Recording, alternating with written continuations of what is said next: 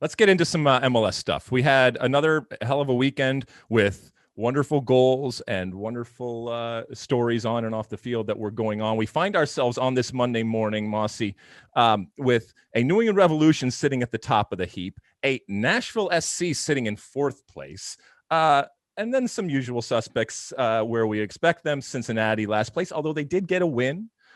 Chicago sitting at the bottom down there. And then we go to the Western Conference. Seattle is still the cream of the crop, despite the fact that Atlanta came into Seattle yesterday.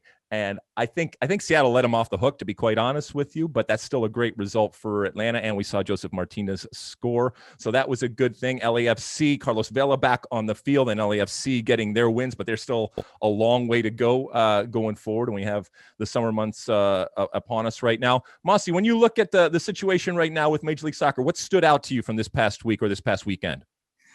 Well, first off, the NYCFC Columbus game was absolutely remarkable. We talked last week about Columbus's struggles, and they were headed for another defeat. And then Lucas Zelarayan pulls 2 free kicks out of his hat.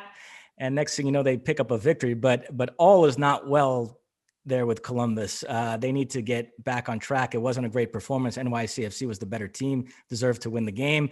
Nevertheless, it did show the value of a player like Zelarayan to be able to do that and get them a much needed 3 points. So you're still not buying Columbus then, even though they're defending champs and they have a brand new stadium and they fought to get the name back and everything's going well. And it should be said they came into, well, they were supposed to come into New York, but they came into New Jersey and actually beat NYCFC, and NYCFC was playing at Red Bull Arena. 2 incredible free kicks, 2 very, very different free kicks. One was pure power, and if you can find them out there, find them because they're worth watching. One was pure power from, 30 yards out, and Sean Johnson, the goalkeeper for NYCFC, even though he saw it the entire way, there was nothing he could do. The thing was moving all over the place. It was going like a rocket. And then the second one, which ended up being the winning goal, now this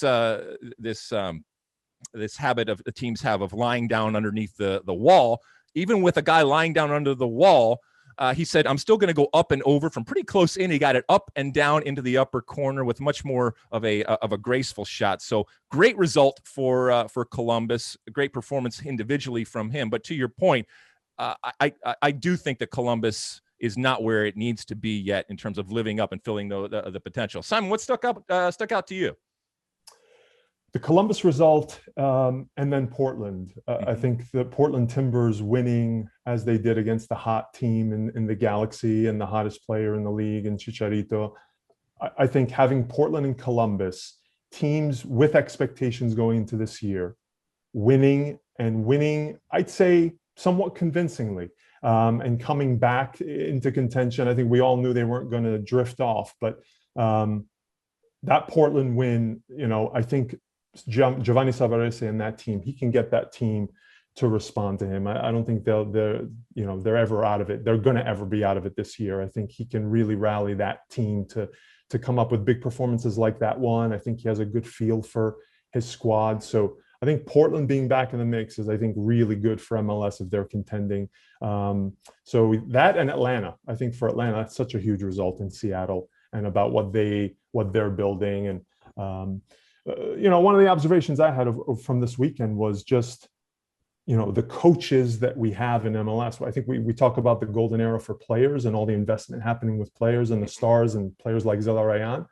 But I'm just continually impressed by the coaches and the coaching in MLS. And I think we're in the golden era of coaching in MLS, to be honest. When you look at the teams that are leading the pack, when you look at the teams that are improving, I think there are a lot of great soccer minds out there, some of whom are American, and they continue to do a great job with their squad. Savarese being one of them, Porter being another, just smart people managing teams. And you need these CEOs that run these squads and run these investments. And, I continue to be impressed by the level of coaching and yeah, those were some of the observations from the weekend. Let me ask you a question, Simon, because you worked so long for the actual league, and even though you're pumping out content, and I always looked at it with the recognition that this is the league, and so therefore there's going to be stuff you can talk about, there's going to be stuff you can't, there's going to be shading, there's going to be bias, there's going to be all that kind of stuff, and I just factored it into anything that you or anybody else said because it's not as if anybody was trying to hide that. now, and look, we all have relationships, and this isn't about, dumping on anybody, including MLS. I think all of us on this call and all of us that listen to this show want MLS to do well. But if in a certain sense you're freed up to be more critical and to talk about some different things, what are some things now that you feel more comfortable or free to talk about when it comes to Major League Soccer? And I guess more big picture right now, as opposed to just the weekend. When you look at this little league that has grown so much on and off the field and into 26 years that you have been such a part of right now, what are some of the things that you look at, good or bad, right now that you maybe would focus on if somebody asked you, which I'm doing right now? Yeah, look, I think we actually had a lot of liberty to talk about what's between the lines at MLS. And as long as it was happening between the lines, we were good. I think, the trickier parts for, when you're working on that side of the fence is, when you're talking about maybe decisions by, executives and ownership and that kind of thing, and having frank discussions that way. So, being in an independent media, on an independent media side, I think, as you said, you have relationships, but perhaps you can, speak more directly about, things like the Columbus Crew rebrand and, decisions again made by the organizations that are big talking points and conversation points. But for the most part, I'd say between the lines, and you see it today, MLS digital channels, and we always tried to be authentic, really tackle anything happening between the lines without hiding much. I mean, we used to tackle it head on. And I think, the likes of Andrew Wiebe, Matt Doyle, they still do, and they treat it fairly. And as long as it's between the lines, stuff that's outside the lines, that stuff is a little trickier. But for the most part, I thought we had a lot of editorial liberty, to be quite honest. Mosse, anything MLS-wise you want to delve into here before we move on to U.S. men's national team? Well, last thing, Simon, we did a segment on one of our pregame shows this past weekend talking about MLS's growing ability to sign young South American talent and how, particularly recently, they seem to have cracked the Brazilian market and are creating a pipeline of young Brazilian players. We've seen Brenner, Caio Alexandre, now Thales Magno. So, obviously, if the right veteran guy like a Zlatan or Rooney, or in the coming years, Messi, Ronaldo wants to come, they're still more than welcome. But I think it's fair to say we've seen, generally speaking, a shift here in philosophy. And are you in favor of that? How much do you like seeing the fact that MLS clubs can now go and sign 18, 19-year-old Brazilian, Argentinian, Colombian, Ecuadorian players? Yeah, look, I think it's great. But I think what needs to happen now is the clubs need to be able to grow the value of these players and be able to sell them off. So I think you need to have a lot more Miguel Almirons of the world. So I think teams now need to see the result of that investment materialize in the form of a transfer. So I think if that can happen, and that's the whole goal here of investing more in younger players, that's going to have to start picking up. Obviously, the last year or so, is going to do a number on the transfer market. But I think in time, this is what is appealing to the young player in South America. They know they can come to MLS, make a name for themselves, show that they can play at a high level and in a certain type of league, and then prove attractive to teams abroad. And with American players achieving what they're achieving abroad, I think international markets are now open to players coming out of North America, whether they're American or whether they're international. So I think that's the key now. It's continue to scout, continue to find these gems, but then you got to know how to grow their value and sell them off. So but isn't that just a feeder league? I mean, if it's going to be a league of choice, at some point, don't you have to be able to keep them here, whether it's players that you're buying coming over here or whether it's your domestic talent here? I mean, if I'm a season ticket holder, why should I buy tickets if it's just a way station until something better comes along? Yeah, I've always heard that, Alexi, and I don't buy into that. I think it's a misnomer to say that, just because you have a good player, you have to keep them. I don't think that's necessarily the case. If it makes your club better.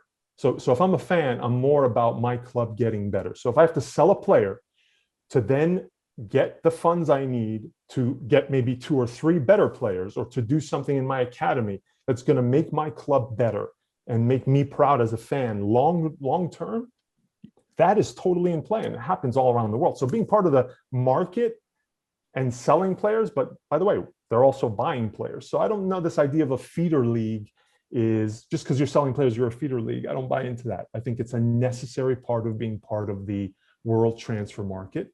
And MLS, I think MLS teams are starting to now get more sophisticated in that area. And I think we'll see even more activity in the years ahead.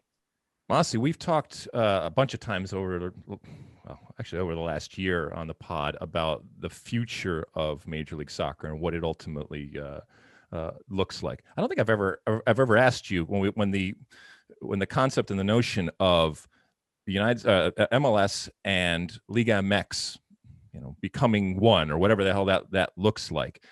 Mosse, this is to you first. I don't think I've ever asked you this. Do you think that one is going to happen? Two, do you think that that's a good thing? It sounds like there's a good possibility it'll happen. B, I have mixed feelings about it. I do like the idea of each country having its own domestic league with its own culture and then coming together. I'm in favor of creating as many competitions as possible where they compete against each other, but I like the idea of each country still having its own domestic league. I don't know how Simon feels about that. Yeah, I'm with you, David. I think there's value to the team, each team being in their own country, and again the culture and the rivalries and the matchups that play into that. But I would be sure as heck curious to see how it could work if there was a combination. So the story part of me, the story idea part of me would love to see that take shape, right? From the content side, it would give us a lot to talk about. But I think you can still do it both ways. That being said, the calendar continues to get tougher and tougher to manage. But I'd love to see it at least try it out. And I think if it does happen, we'd probably we're already seeing it gradually. It'll happen. So it's in Leagues Cup, Campeones Cup, and but we definitely need more meaningful competition. I agree with you there, David. You like that clip? Well, my State of the Union podcast drops every week. Subscribe now on Apple Podcasts, Spotify, or wherever you get your podcasts.